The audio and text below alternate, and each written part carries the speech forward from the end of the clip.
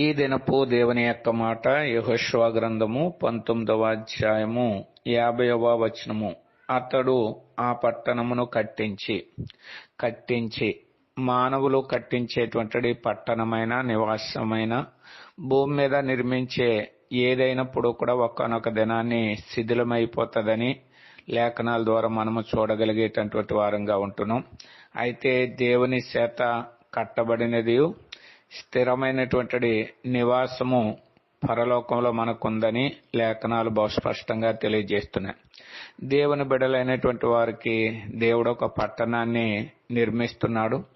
ఆ పట్టణంలో మనకు ఒక నివాసాన్ని కూడా ఆయన ఏర్పరిచేటటువంటి వాడుకున్నాడు. కాడు ప్రభువైనటువంటి యేసుక్రీస్తు వారు కూడా చెప్తున్నాడు, నా తండ్రి అంటే అనేక నివాసములు కలవు అని ఆయన తెలియజేసినటువంటి వాడుకున్నాడు. కాబట్టి దేవుడు మన కొరకు నిర్మిస్తున్నటువంటి ఆ